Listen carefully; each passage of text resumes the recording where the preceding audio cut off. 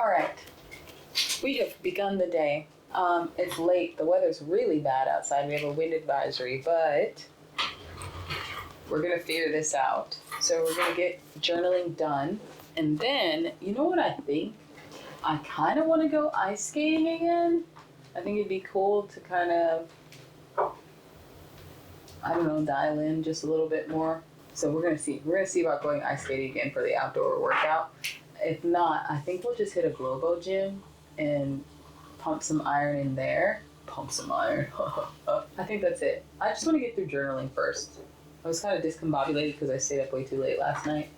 Shocker, but it's Friday, which is normally my most productive day, and even though we start late, I have a really good feeling about how the day is going to go. So I'm running the plan through to you guys because if I don't, then I'll forget. So we're gonna journal, and then I think I'm just gonna get my 10 pages in right now. Knock out the 10 pages. I would like to practice some guitar a little bit, and then we'll officially start the day. But we're not gonna. That's also a strategy. I'm strategizing with you right now, which is not ideal. We should be having a strategy together the night before, but you know these things happen. We gotta make stuff happen. So, all right, let's get through with journaling first, and then we'll figure out whatever else is next, and start our water. Because what are we doing?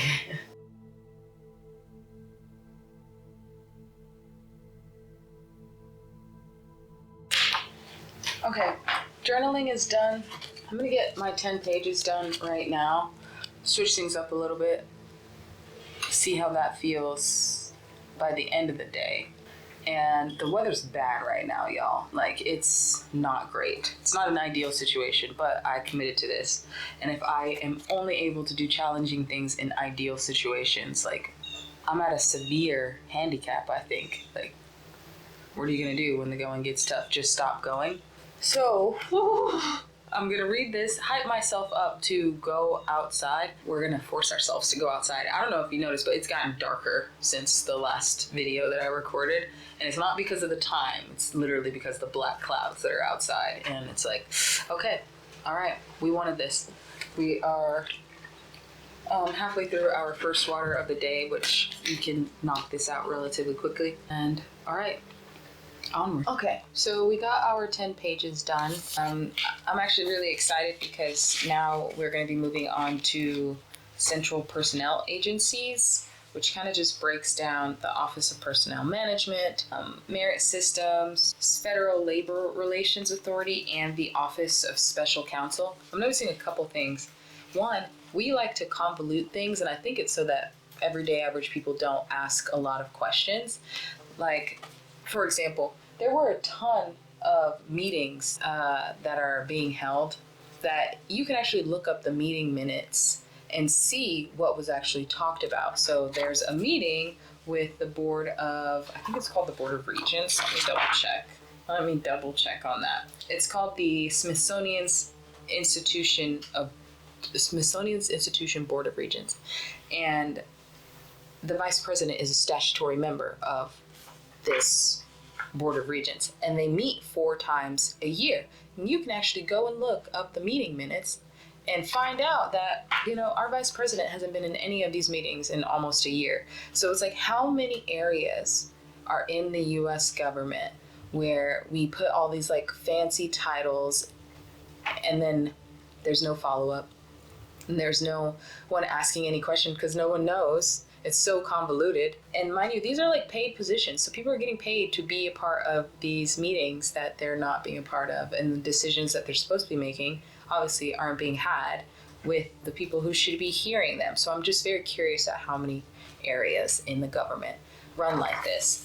In today's reading, we covered the Council on Environmental Equality, or Environmental Quality, which is basically the council that focuses on issuing regulations and interpretive documents and overseeing all of like policy around the environmental quality. And something that's very interesting, the goal that they've called out should be to frame to get rid of, the goal should be to incorporate more aggressive reform options.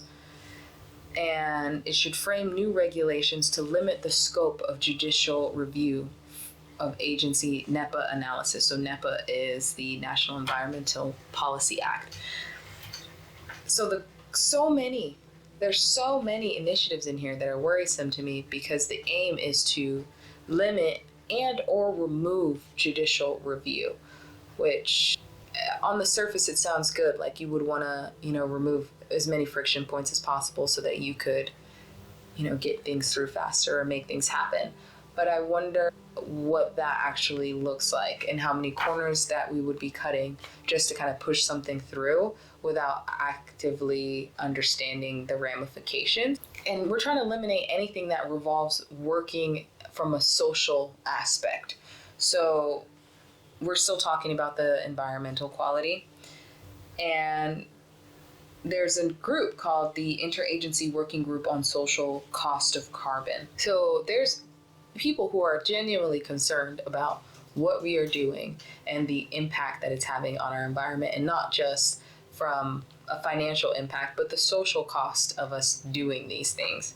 And it kind of reminds me of what I'm reading right now in the Buddhism book, where we're talking about the nutriments and the things that we consume, and how, if we as parents do something that limits our child's future or our children's future, it's almost the same as like eating their flesh. Like you're eating the flesh of your children, which is it's kind of like a very like visceral way to put it.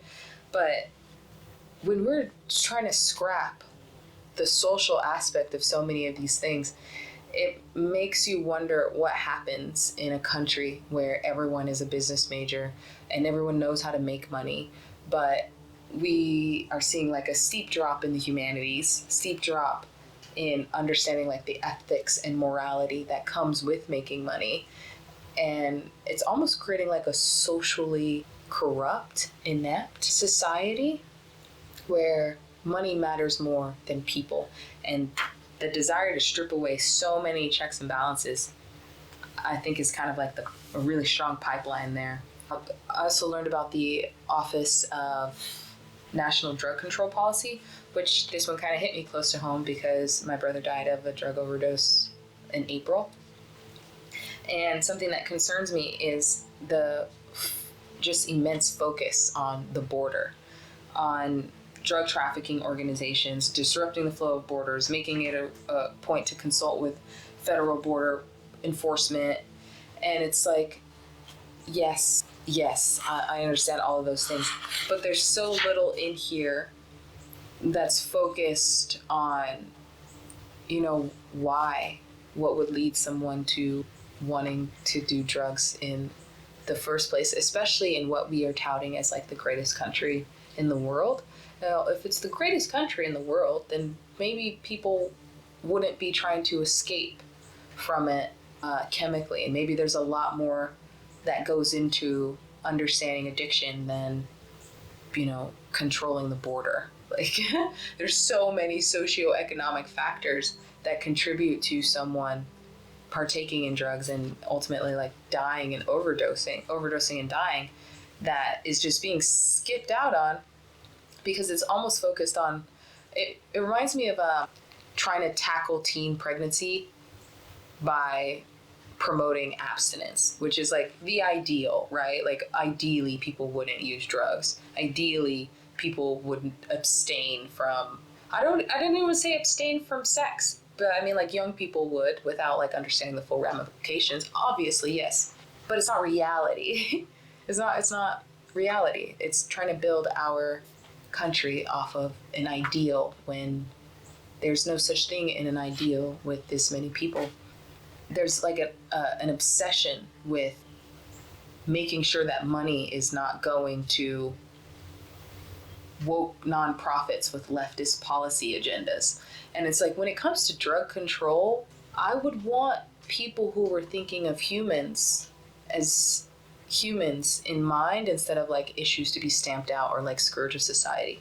So it's very interesting that the obsession with like the leftist policy agenda. I also learned about what the hopes are for the Gender Policy Council. This is the first council that they're completely like, get rid of it. We want the entire thing gone immediately. Every policy, including guidance documents, everything that's associated with the promotion of gender policy should be abolished. Abolishing the Gender Policy Council would eliminate central promotion of abortion as health services. Comprehensive sexuality education would also be removed. And the new woke gender ideology, which has a principal tenet in gender affirming care and sex change surgeries on minors. In addition to eliminating the council, they would hope to develop new structures and positions that will have a dual effect of demonstrating that the promoting of life and strengthening the family is a priority. I think something that is a little frightening to me in this is the lumping of sex education and abortion-related services to gender-affirming care. I think these are two very different, I would guess 3 very different issues, and I think how this administration would be able to roll back things that are very important for people is by lumping all of these things together. Like, it's very scary with the way that they word things, and if you're not paying attention to it, you're like, well, yeah, that makes sense. Like, we shouldn't be doing these things on minors. 100%, like, okay, cool, I agree with you. We can't lump all of these things together and say, okay, bad, go away. That's not, it's insanely black and white. So there's been some interesting things. I'm excited to move on to personnel agencies, because that's where we start getting into, you know, the Federal Reserve, unions, the plan for how we want to use our military in the future. I'm very interested in what will be positioned to like be rolled back in the military. So far, I haven't read too many things that make me feel warm and fuzzy about the desired future of America. I'm not even going to lie. But I want to keep an open mind, right? I don't want to be like, oh, everything in here is bad, because I want to be able to give you an accurate assessment. It's not good, it's bad, it just is, and this is what is being positioned and what to look out for in our day-to-day. Because I think the biggest problem that we are going to be seeing in the very near future, and probably already right now, is we're so inundated with information that the important stuff becomes irrelevant. We just can't even think about it. So, all right, we finished our 10 pages. That was kind of long of a recap, but it's exciting. And now I'm gonna play guitar for about 20 to 30 minutes, and then we're gonna force ourselves outside. Ooh, we love when our nails don't inhibit our hobbies. Right, so we're gonna sing.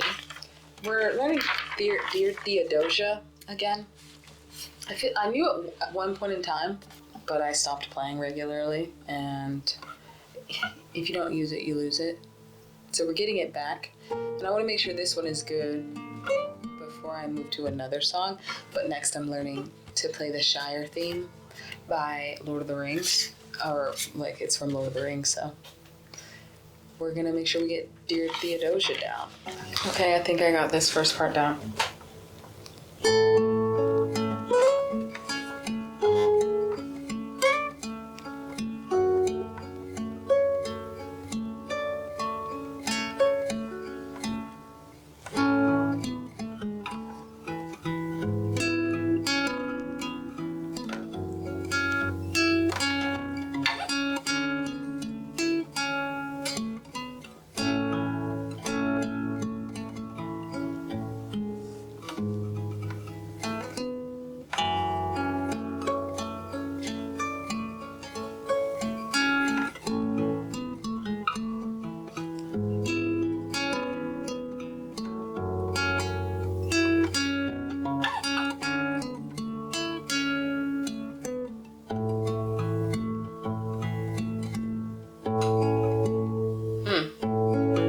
Anyways, we got the part that we wanted to get. So, now to brave the outside. We made it outside, breaking the rain. We're making things happen today. Feels good to get outside and move around.